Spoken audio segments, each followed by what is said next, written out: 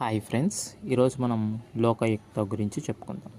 Previous క్లాస్లో మనం లోక్పాల్ గురించి చెప్పుకున్నాం. లోక్పాల్ అనేది సెంటర్ లెవెల్లో ఉంటుంది.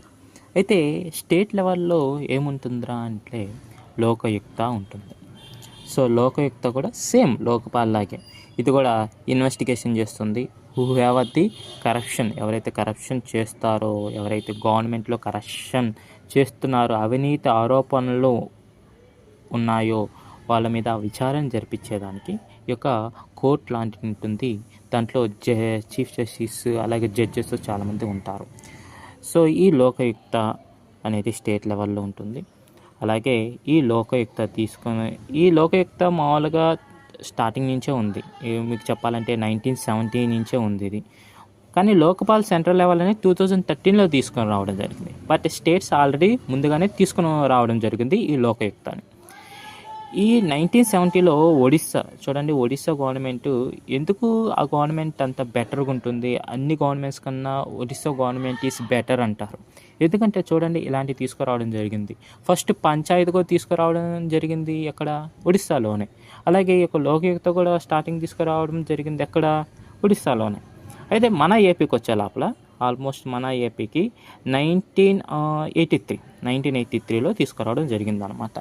మనకు కర్నూలులో ఉంటుందండి ఈ యొక్క లోకయుక్త ఏపీలో. అలాగే ఈ లోకయుక్తలో ఉండే మెంబర్స్ని చెప్పాను కదా, జడ్జెస్ని, వాళ్ళని ఎవరు అపాయింట్మెంట్ చేస్తారంటే గవర్నర్ అపాయింట్మెంట్ చేస్తారు. ఆ గవర్నర్ ఉత్తిగా చేస్తారంటే కాదు, అక్కడ ఉండే చీఫ్ మినిస్టర్తో, అలాగే అక్కడ ఉండే చీఫ్ జస్టిస్ ఆఫ్ హైకోర్టుతో, అలాగే అక్కడ ఉండే అపోజిషన్ లీడర్తో ఒక సంప్రదింపులు జరిపి వీళ్ళందరూ ఒక మెంబర్ని, సో వీళ్ళందరూ కలిసి వీళ్ళని సెర్చ్ కమిటీ అంటారు. సో వీళ్ళందరినీ కొన్ని మెంబర్స్ని చెప్తారనమాట, వీళ్ళని అపాయింట్మెంట్ చేయండి అని గవర్నర్ చెప్తే గవర్నర్ అపాయింట్మెంట్ చేస్తారు.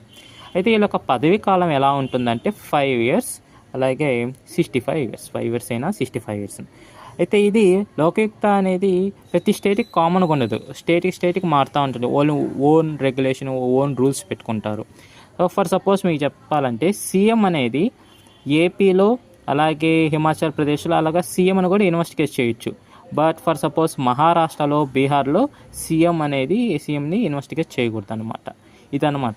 ఎవరైతే నార్మల్ పర్సన్స్, సిటిజన్స్ ఉంటారో డైరెక్ట్గా లోకయుక్తలో పోయి కంప్లైంట్ చేస్తే ఎవరి మీద, గవర్నమెంట్ మీద, లేదా గవర్నమెంట్లో ఉండే ఆఫీసర్స్ మీద కంప్లైంట్ చేస్తే ఈ యొక్క లోకయుక్త అనేది విచారణ జరిపి వాళ్ళ మీద చర్యలు తీసుకునేందుకు పాసిబిలిటీ ఉంటుందన్నమాట. ఇదండి. Thank you.